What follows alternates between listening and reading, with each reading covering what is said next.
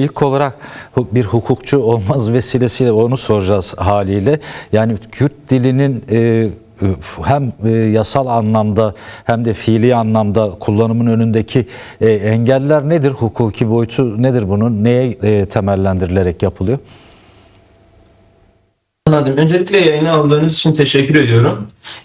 Ben Özgürlük için Hukukçular Derneği Genel Merkez Yöneticisiyim. Aynı zamanda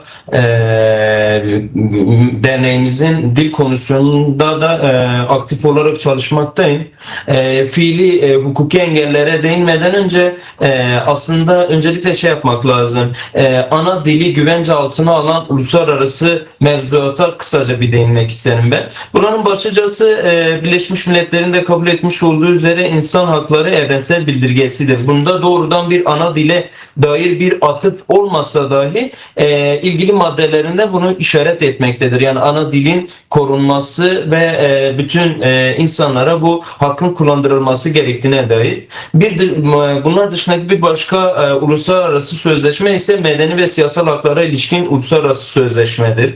Başka bir tanesi ise ekonomik, sosyal, kültürel haklar uluslararası sözleşmesidir. Avrupa bölgesel ve azınlık dilleri şartıdır bunlardan bir tanesi de ve en önemlilerinden bir tanesi de çocuk haklarına dair sözleşmedir açıkçası. Bunlar ana dilde eğitimi, ana dilin tanınması ve devletlerin de bu ana dilin kullanımının önünü açan uluslararası mevzuatlardır.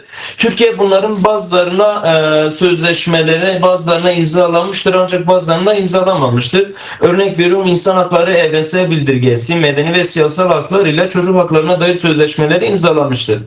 Ancak bunların engel teşkil eden kısımları burada zaten önümüze çıkmakta.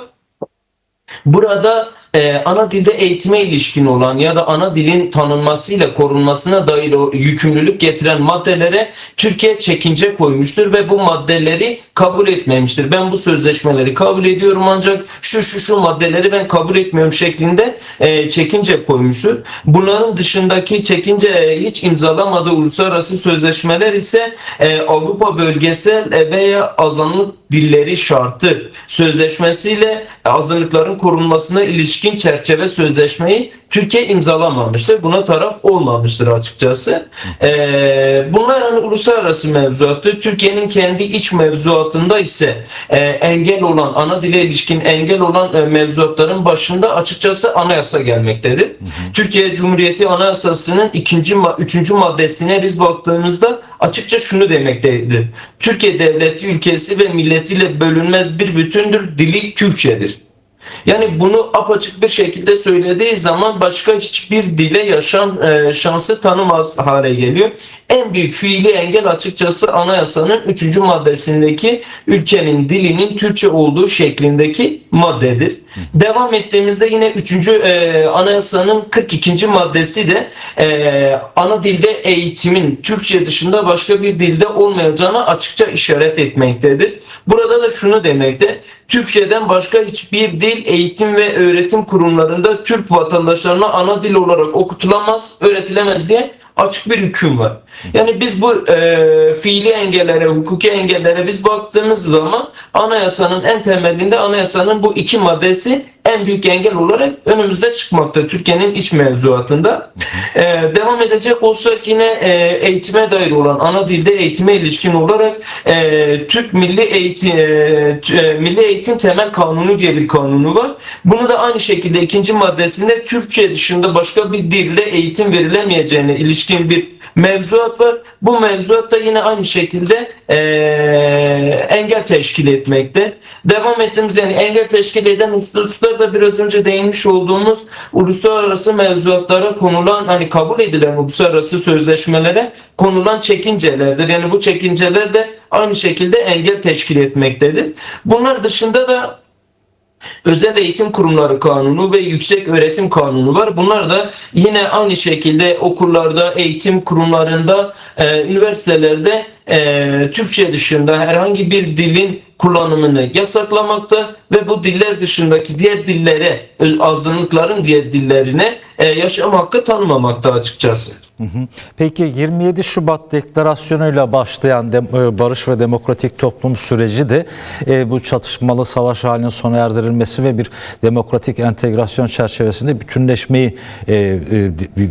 bütünleşmeyi amaçlayan bir süreç olarak bir şekilde ilerlemeye devam ediyor. Şimdi Meclis Komisyonu'nun hazırladığı ortak raporda ana dile ilişkin bir atıfta bulunulmamasını nasıl yorumluyorsunuz? Öncelikli olarak bunu sorayım. Bir de sıraladınız anayasanın 3. maddesi, 42. maddesi ve bir diğer maddede bu maddelerin değişmesi çok mu zor? Yani örneğin burada Belçika coğrafyasında Flaman toplumu kendi çocuklarına kendi ana dilinde eğitim alma imkanlarını sağladığı gibi onlar kreşten sonraki süreçte de aynı zamanda ilk öğretim sürecinde Fransızcayı da öğreniyorlar. Yani başka bir bölgede Fransızca konusu. Yani bir sorun olmuyor. Bunu gerçekleştirmek çok mu zor anayasal çerçevede bu şeyi yapmak, değişikliği sağlamak, bu demokratik entegrasyon sürecini, barış ve demokratik toplum sürecini, demokratik bir Türkiye Cumhuriyeti'nin de oluşmasına büyük bir katkı ve olanak ve imkan sağlamaz mı? Dediğiniz gibi temel bir insan hakkı ana dil. Yani ona şöyle bakmak lazım aslında, yıl dönümüne 7 gün gibi bir süre kaldı. Çağrı'nın yıl dönümüne. Evet. Bu süreçte Türkiye Büyük Millet Meclisi nezdinde kurulan komisyona ilişkin olarak bizim derneğimiz de çağrıldı. Derneğimiz de başta dil olmak üzere Türkiye'deki demokratik bir toplumun inşası için düzeltilmesi gereken bütün konulara da içerecek şekilde bir rapor düzenleyip raporumuzu sunduk açıkçası. Şimdi biz buraya baktığımızda geçen gün zaten komisyon sizin de bahsettiğiniz gibi raporunu açıkladı. Başta yine dil olmak üzere birçok konuyu es geçmiş, yani samimi davranmamış açıkçası. Şimdi sizin de biraz önce bahsettiğiniz gibi bu değişiklikleri yapmak aslında zahmetli değil. Yani burada aslında samimiyetin göstergesidir. Biz gerçekten demokratik bir toplum mu inşa etmek istiyoruz? Yoksa süreci mi geçiştirmek istiyoruz?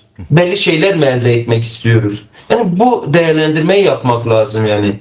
Bugün sadece Kürtçe için değil, yani Türkiye ve Kürdistan'da yaşayan bütün azınlıkların dillerinin aynı şekilde koruma altına alınması lazım. Hatta o dillerin yok olmaması için devletlerin pozitif yükümlülüklerini de yerine getirip o dilleri var etmesi, zenginleştirmesi, korunması, hatta fonlanması gerekmektedir. Ancak Türkiye'ye baktığımızda yani bunları yapmak yerine sosyal devlet olduğunu iddia etmesine rağmen bu yükümlülüklerini yerine getirmek yerine aslında ciddi bir asimilasyon politikası da yürütmekte ve bu sürecin içerisinde barış ve demokratik toplum süreci içerisinde aslında bu kanunları değiştirmek çok da zor değil yani. Meclisin onayından kolaylıkla, yani o irade gösterildiği zaman, AKP ve MHP tarafından bu irade gösterildiği zaman rahatlıkla meclisten geçebilecek, rahatlıkla değiştirilebilecek ve çoğunlukla sağlanabilecek hususlardır. Yani bunların yapılmaması aslında biraz yine asimilasyon politikalarının devam etmesinden kaynaklı. Sürecin samimi bir şekilde Türkiye Cumhuriyeti tarafından yürütülmediği, AKP ve MHP iktidar tarafından yürütülmediğini göstermektedir açıkçası. Çok teşekkür ederiz değerli Özoral, yayınımıza katılıp zaman ayırdığınız için. Eklemek istediğiniz başka bir sözünüz varsa onu da alalım. Yarın Dünya Ana Dil Günü dolayısıyla çağrıda yaptığınız birçok yerde bir 2-3 dakikalık daha zamanımız var yani. Anladım.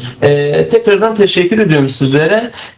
Bizler Özgürlükçü Hukukçular Derneği olarak sadece yargı alanında değil açıkçası bütün alanlarda dilimizi, kültürümüzü korumak ve bunun önünü açabilmek için elimizden gelen bütün çabayı göstermekteyiz ve çalışmaya da bunun önündeki engelleri de hukuki yollardan kaldırmaya çalışmaktayız.